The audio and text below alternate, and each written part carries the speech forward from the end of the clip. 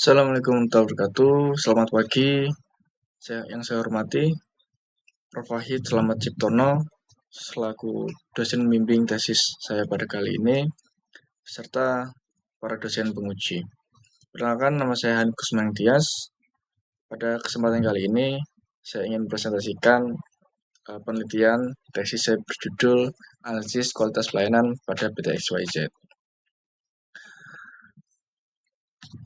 Penelitian ini dilatar belakangi di mana PT XYZ adalah perusahaan yang bergerak di industri layanan kesehatan, di mana pada tahun 2024 PT XYZ itu mengalami kenaikan jumlah kunjungan dari konsumen dari tahun-tahun sebelumnya. Sebagai satu-satunya perusahaan swasta yang mendapatkan akreditasi B dari belasan perusahaan swasta yang bergerak di bidang sama pada kabupaten tersebut, PT XYZ itu menerima ratusan komplain dari para pelanggannya.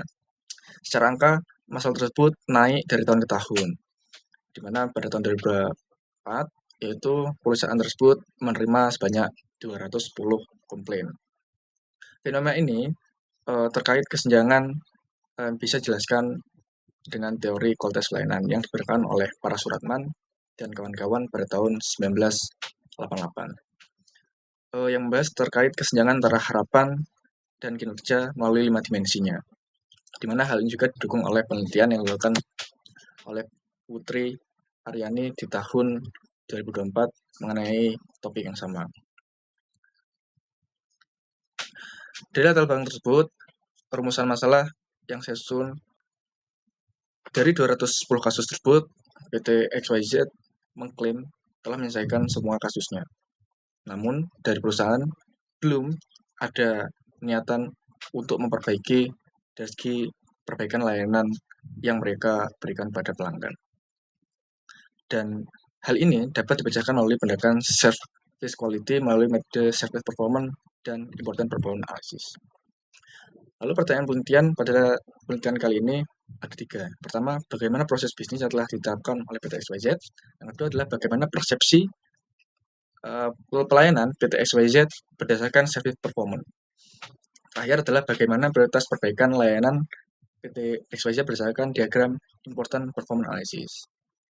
Lalu selanjutnya tujuan penelitian, yaitu pertama ada merancang proses bisnis yang telah diterapkan oleh PT XYZ. Yang kedua adalah menganalisis persepsi pelayanan PT XYZ berdasarkan service performance. Yang terakhir atau yang ketiga adalah menganalisis prioritas perbaikan layanan PT XYZ berdasarkan diagram important performance analysis. Selanjutnya, manfaat penelitian ini, pertama bagi perusahaan, penelitian ini diharapkan mampu mengidentifikasi aktivitas yang membantu menentukan kepuasan dan kebijakan strategis dan untuk meningkatkan kualitas layanan. Lalu untuk akademisi, itu penelitian diharapkan dapat menjadi sumber referensi akademik dan evaluasi mutu layanan atau kualitas pelayanan melalui pendekatan surplus dan important performance analysis.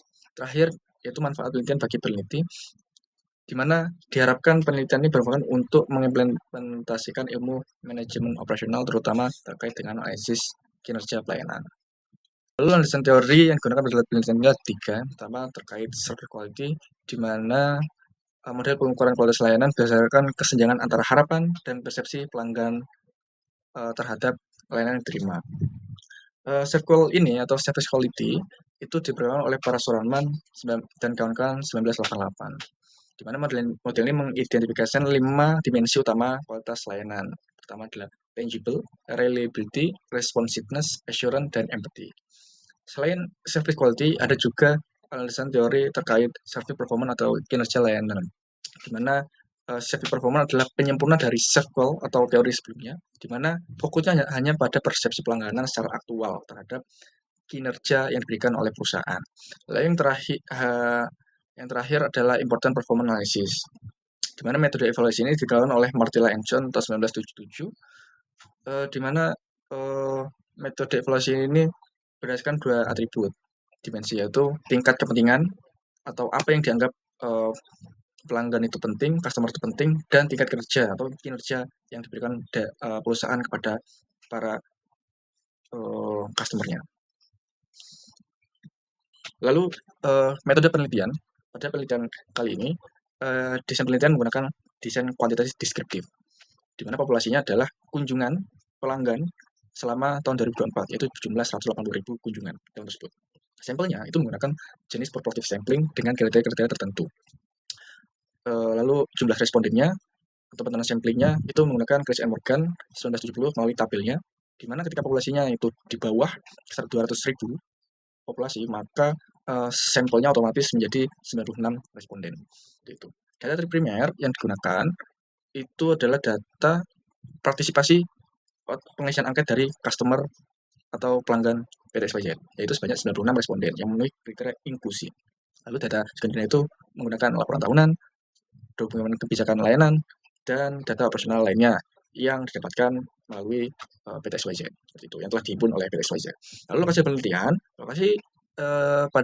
lokasi penelitian ini, lokasi dan waktu penelitian itu berlokasi pada PT XYZ tersebut, dan waktunya dilaksanakan setelah ethical clearance turun atau komisi etik turun, seperti itu.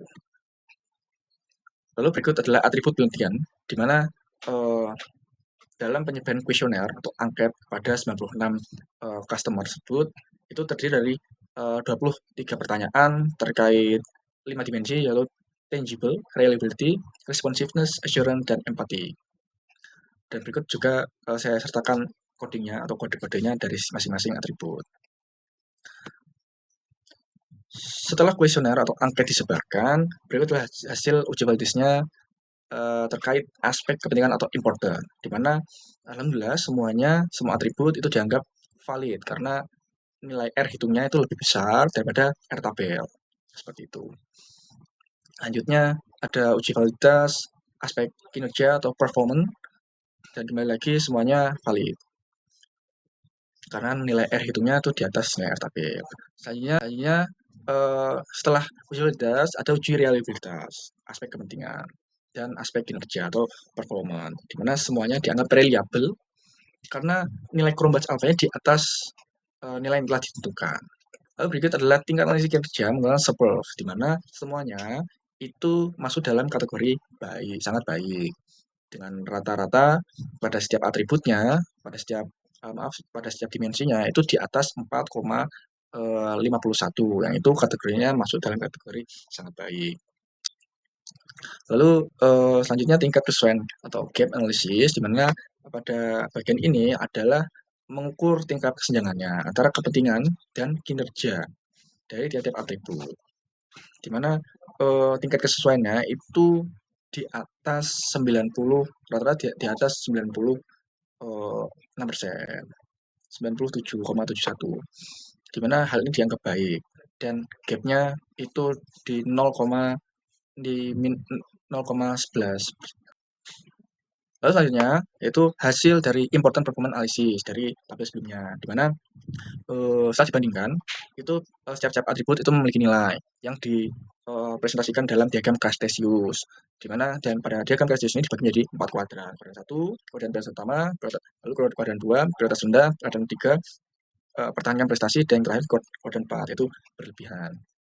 Pada kuadran 1 ini adalah kuadran prioritas utama, yaitu prioritas untuk perbaikan layanan pada atribut tersebut. Ada 5 atribut yang harus diperbaiki pada kuadran ini, yaitu pada RL 4, RL5, AS1, dan AS2, yang terakhir adalah RS5. Pada kuadran 1 ini adalah kuadran prioritas utama untuk perbaikan. Lalu selanjutnya itu adalah pembahasan, di mana pembahasan ini itu sekaligus menjawab dari pertanyaan penelitian dan sekaligus tujuan dari penelitian tersendiri. Pertama, tujuan penelitian pada kali ini adalah merancang proses bisnis dari PT XYZ tersebut, di mana proses bisnis itu meliputi supplier hingga customer. Pada proses bisnis PT XYZ yang saya teliti adalah pada layanan rawat jalan dan rawat inap, di mana pada rawat jalan itu proses bisnisnya mulai dari supplier, masuk obat, peralatan medis, SDM, lalu kemudian lanjut ke input, pasien, rekam medik, sumber daya, lalu setelah itu baru proses, di mana dimulai pada pendaftaran dan diakhiri dengan pembayaran. Lalu kemudian terakhir sebelum pada customer adalah ada output, di mana pada output ini ada resep obat, surat rujukan, dan laporan hasil pemeriksaan yang sebelumnya telah dilakukan pada tahap proses. Yang terakhir adalah customer rawat jalan, pasien rawat jalan. Nah, hampir sama dengan proses bisnis dari rawat jalan, proses bisnis dari layanan rawat inap itu hampir sama, tapi yang agak complicated itu pada bagian suppliernya seperti itu. Yang kedua itu terkait survei performance, di mana nilai interval dari survei performance itu ada 5, di mana nomor 1 adalah pada kategori sangat tidak baik itu dari 1 hingga 1,80 sampai dengan kategori sangat baik yaitu 4,21 sampai dengan 5,0. Dari analisis itu nilai sebabnya itu dianggap baik semua. Ada beberapa nilai sebab atau kinerja layanan yang dianggap itu tidak baik atau kurang perform itu justru pada hal-hal yang terkait dimensi tangible, yaitu pada rata-rata dinilai 4,59 itu paling rendah, sedangkan paling tinggi adalah pada dimensi empathy, yaitu sekitar rata-rata pada 4,67. Lalu pembahasan terakhir adalah pembahasan terkait important performance analysis, di mana pada analisis IPA ini adalah menganalisis di mana nanti pada kuadran satunya itu memberikan rekomendasi perbaikan yang diperlukan PT XYZ demi menjaga kualitas layanan atau memperbaikinya. Itu pada kuadran 1 itu ditemukan ada 5 atribut yang harus diperbaiki. Yaitu RE5, yaitu kecepatan layanan obat, itu dianggap sangat perlu diperbaiki, sangat important. Lalu ada kesederhanaan prosedur, kejelasan informasi, pelayanan, lalu keyakinan terhadap kompetensi medis, yang terakhir adalah informasi yang jelas dari tenaga medis. Pada bagian terakhir yaitu simpulan. Dapat disimpulkan pada penelitian ini itu terkait perancangan proses bisnis yang sudah berjalan pada PT XYZ. Dimana dalam perancangan proses bisnis ini kita bisa memetakan itu masalah komplain itu jadi pada proses bisnis mana, dari proses supplier atau dari input atau dari proses atau dari output, outcome atau dari customer itu sendiri. Kedua adalah penilaian terkait kualitas layanan atau terkait service performance atau kinerja layanan berdasarkan metode service quality. Di mana dari penilaian tersebut kita bisa mengerti bahwa dimensi mana yang kinerja dianggap baik dan kinerja yang kurang baik seperti itu. Lalu terakhir adalah prioritas perbaikan layanan dari important performance analysis, di mana pada IPA itu dapat dengan mudah menemukan atribut-atribut layanan yang dianggap kurang perform atau kinerja kurang, namun sangat penting bagi pelanggan. Lalu ada keterbatasan pada penelitian ini yaitu keterbatasan interaksi dengan responden ketika melakukan penyebaran angket atau kuesioner, di mana hanya bisa menggunakan QR code karena kebijakan perusahaan dan sebagainya. Lalu keterbatasan waktu dan biaya, sehingga memungkinkan peneliti hanya menggunakan 96 responden. Seperti itu. Lalu implikasinya apa? Pertama, implikasi teoritis, di mana penelitian ini memperkuat teori kualitas layanan khususnya dalam pendekatan service dan important performance analysis. Lalu implikasi praktisnya adalah hasil penelitian ini dapat merekomendasikan pada manajerial untuk perbaikan layanan dan menjaga kualitas layanan serta proses bisnis untuk memetakan masalah-masalah yang mungkin akan terjadi. Lalu yang terakhir adalah saran. Ada 2 saran. Pertama, saran bagi institusi di mana eee, me untuk institusi PDSWZ disarankan untuk memprioritaskan perbaikan layanan pada kuadran 1 important performance analysis seperti yang sebelumnya telah dianalisis. Lalu saran untuk penelitian selanjutnya itu disarankan untuk lebih banyak melibatkan responden dalam penyebaran kuesioner atau angket tersebut. Sehingga hasil yang didapatkan bisa lebih analitik dan kompleks seperti itu. Baik, itulah tadi penelitian yang telah saya presentasikan. Jika ada salah kata atau ucap, itu datang dari saya. Jika ada kelebihan, itu datang dari Allah Subhanahu wa taala. Saya akhiri, wabillahi taufiq wal hidayah. Assalamualaikum warahmatullahi wabarakatuh. Selamat pagi.